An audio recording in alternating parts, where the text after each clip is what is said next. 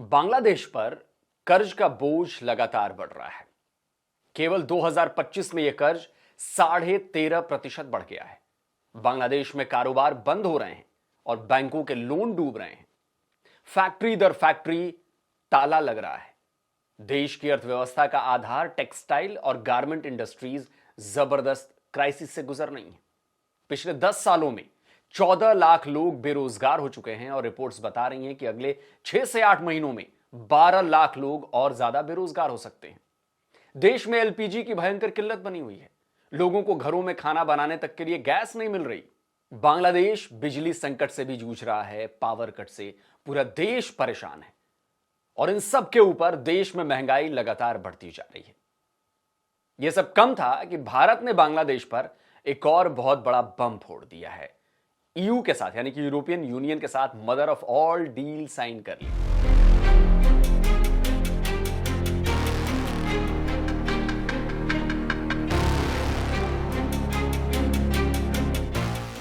आज भारत ने अपने इतिहास का India stand together as a strategic and reliable partners.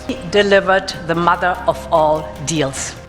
Bharat और ईयू के बीच हुई ये डील बांग्लादेश के लिए 11,000 वोल्ट के झटके से कम नहीं है। भारत और ईयू के बीच हुई ये डील बांग्लादेश की टेक्सटाइल और रेडीमेड गारमेंट सेक्टर की लुटिया डुबोने वाली है। दोस्तों कैसे, अभी बताता हूं सबूतों के साथ। शुरुआत करते हैं भारत और ईयू के बीच हुई इस डील से। तो 20 सालों का इंतजार खत्म हुआ। साल 2007 से भारत और ईयू के बीच जो फ्री ट्रेड अग्रीमेंट की बातचीत चल रही थी वो 27 जनवरी 2026 को अपने अंजाम पर पहुंच गई, यानी कि डील साइन हो गई।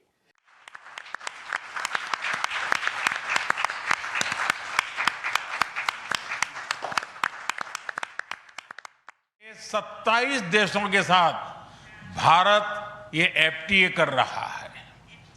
यह एक ऐतिहासिक समझौता हमारे किसानों, हमारे छोटे उद्योगों, इसके यूरोपियन मार्केट तक पहुंच आसान बनाएगा, मैन्युफैक्चरिंग में नए अवसर पैदा करेगा और हमारे सर्विसेज सेक्टर के बीच सहयोग को और प्रबल करेगा।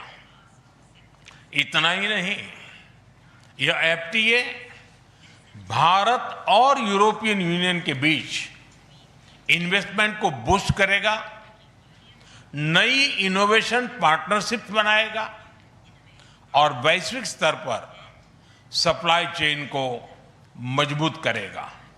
यानी यह सिर्फ ट्रेड एग्रीमेंट नहीं है, यह साझा समृद्धि का नया ब्लूप्रिंट है। 27 देशों के संगठन यूरोपियन यूनियन के साथ भारत ने mother of all deal sign कर ली है। यह ट्रेड डील भारत के लिए जितनी महत्वपूर्ण है उतनी ही इंपॉर्टेंट यूरोप के देशों के लिए भी है। भारत जैसे बड़े बाजार में यूरोप के प्रोडक्ट्स को कम या जीरो टैरिफ पर एंट्री मिलेगी और जाहिर तौर पर यह उनके लिए बहुत फायदेमंद साबित होने वाला है। अब सवाल उठता है दोस्तों कि भारत और ईयू के बीच हुई इस डील में बांग्लादेश का कनेक्शन क्या है। तो दोस्तों वैसे तो भारत और ईयू के बीच जो डील हुई है उसमें एग्रीकल्चर प्रोडक्ट्स को छोड़ दें तो लगभग हर सेक्टर को शामिल किया गया है। लेकिन इसका जो सबसे बड़ा फायदा होने वाला है ना दोस्तों, वो है भारत की टेक्सटाइल और रेडीमेड गारमेंट इंडस्ट्रीज को। तो अब आप समझें, क्योंकि अब तक ईयू की अप्रैल मार्केट में बांग्लादेश की धाक थी। बांग्लादेशी अखबार द डेली स्टार की रिपोर्ट पिछले साल नवंबर की है। यह रिपोर्ट बता रही है कि ईयू के आरएमजी मार्केट में हिस्सेदारी के मामले में बांग्लादेश ने चीन को भी पीछे छोड़ दिया था। 2025 में जनवरी से सितंबर तक के बीच बांग्लादेश का गारमेंट एक्सपोर्ट पिछले साल के मुकाबले 13.17% बढ़कर 15.26 बिलियन यूरो हो गया था, जो एक साल पहले 13.48 बिलियन यूरो था। उसी दौरान भारत से ईयू को 3.76 बिलियन यूरो के कपड़े एक्सपोर्ट किए गए थे। अब सोचिए कि कहां 15.26 बिलियन यूरो और कहां केवल 3.76 बिलियन यूरो। यानी ईयू के मार्केट में बांग्लादेश का राज चल रहा था। ईयू के मार्केट में बांग्लादेश को कई तरह की प्रेफरेंस भी मिली हुई थी। ईयू ने बांग्लादेश को duty free and quota free access दिया हुआ था। इससे बांग्लादेशी जो रेडीमेड गारमेंट प्रोडक्ट्स थे वो सस्ते दाम पर ईयू के मार्केट में बिक रहे थे। अभी 2-3 दिन पहले ही ईयू ने भारत को दी गई जीएसपी यानी जनरलाइज्ड स्कीम ऑफ प्रेफरेंसेस से बाहर कर दिया था। इसका मतलब था कि भारत के प्रोडक्ट्स पर और टैरिफ लगने का खतरा। तब बांग्लादेश ने इस मौके को भुनाने का सपना भी देख लिया था, लेकिन बांग्लादेश को यह समझ में नहीं आया कि भारत अब जीएसपी नहीं बल्कि मदर ऑफ ऑल डील्स के दम पर यूरोप के मार्केट में जगह बनाने वाला है।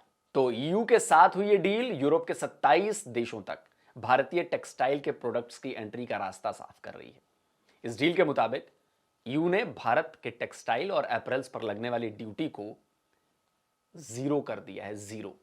यानी अब भारत की गारमेंट और टेक्सटाइल इंडस्ट्रीज के प्रोडक्ट्स पहले से सस्ते दर पर यूरोप के इन देशों में मिल सकेंगे। जाहिर है इससे ईयू के मार्केट में भारत का शेयर जो है वो अच्छा खासा बढ़ने वाला है। ईयू भारत के अप्रैल एक्सपोर्ट का दूसरा सबसे बड़ा डेस्टिनेशन है। भारत से सालाना करीब $4.5 बिलियन के तैयार कपड़े यूरोपियन यूनियन को एक्सपोर्ट किए जाते हैं। अगर टेक्सटाइल को भी जोड़ लें तो यह करीब $7 बिलियन यानी $7 बिलियन तक पहुंच जाता है।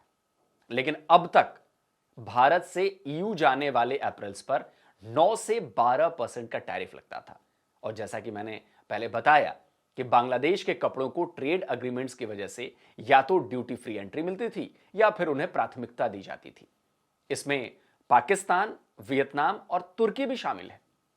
इससे भारत को ईयू के मार्केट में कड़ी चुनौती का सामना करना पड़ता था और कई बार तो उसके प्रोडक्ट्स मार्केट से बाहर भी हो जाते थे। लेकिन इस डील के बाद भारत में तैयार कपड़ों पर टैरिफ हो चुका है 0।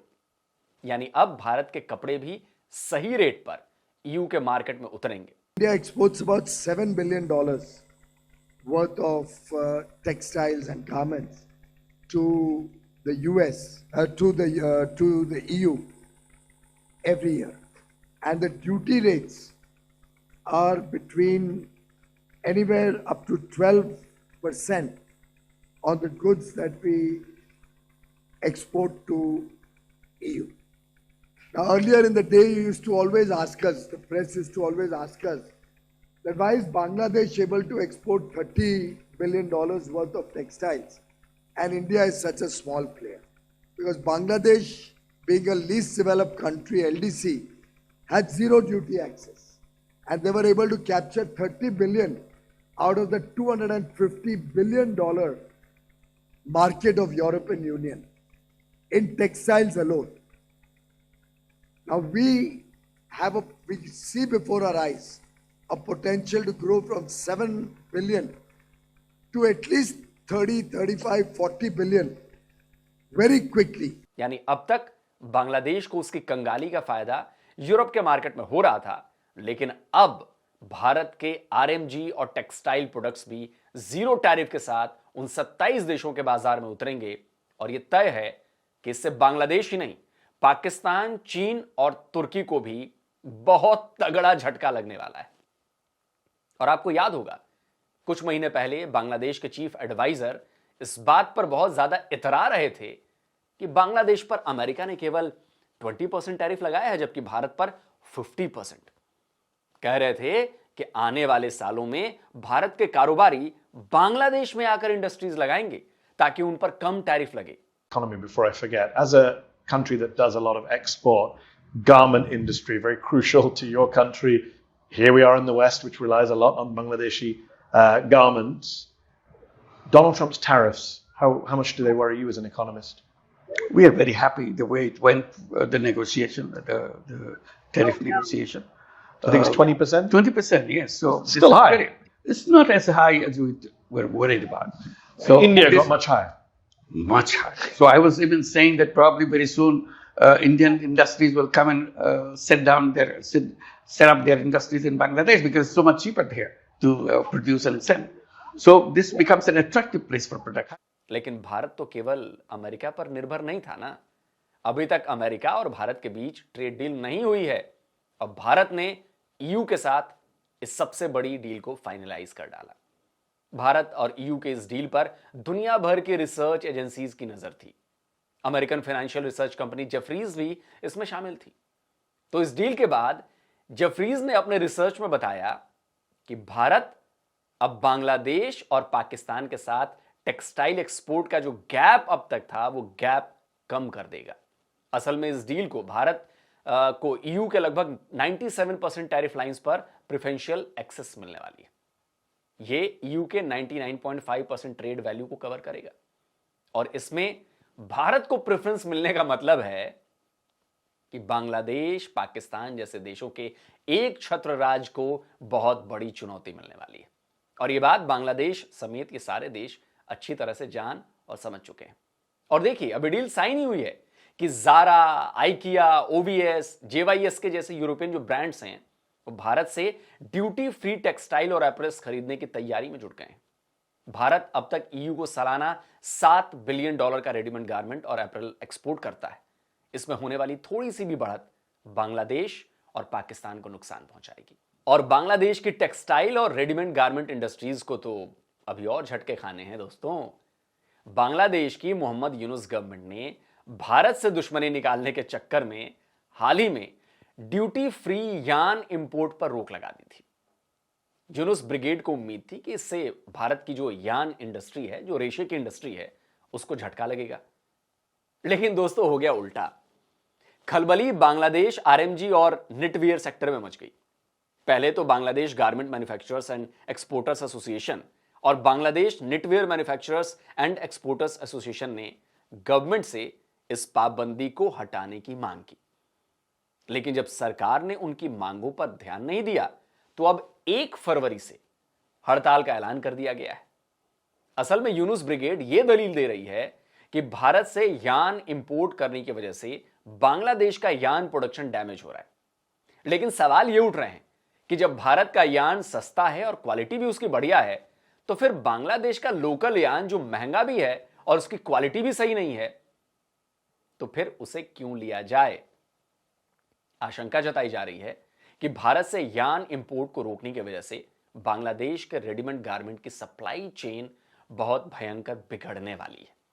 यानी भारत के यार्न को लेकर मचा बवाल बांग्लादेश की रेडीमेड गारमेंट इंडस्ट्री को बहुत बड़ा डेंट पहुंचाने वाला है, बहुत बड़ा नुकसान पहुंचाने वाला है। दोस्तों, तो ईयू के साथ भारत की यह डील भारत और ईयू को तो फायदा पहुंचाएगी, लेकिन इसका सीधा और बहुत बुरा असर बांग्लादेश और पाकिस्तान जैसे देशों पर पड़ेगा, जो अब तक यूरोप से टैरिफ में छूट का फायदा उठाकर मलाई खा रहे थे।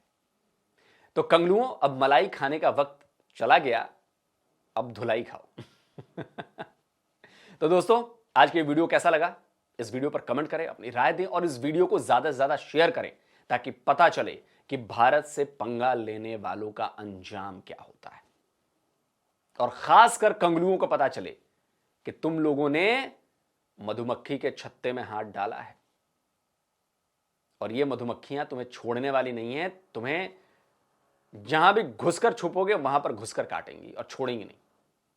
दोस्तों, चैनल को जिन लोगों ने सब्सक्राइब नहीं किया है तो भाई चैनल को सब्सक्राइब करें, साथ में बेल आइकन प्रेस करें और हां, ऑल नोटिफिकेशन ऑन करना मत भूलिएगा ताकि हमारे द्वारा अपलोड किए जा रहे हर वीडियो की जानकारी आप तक पहुंचती रहे। जल्दी मिलता हूं एक और नए वीडियो के साथ। नमस्कार, जय हिंद।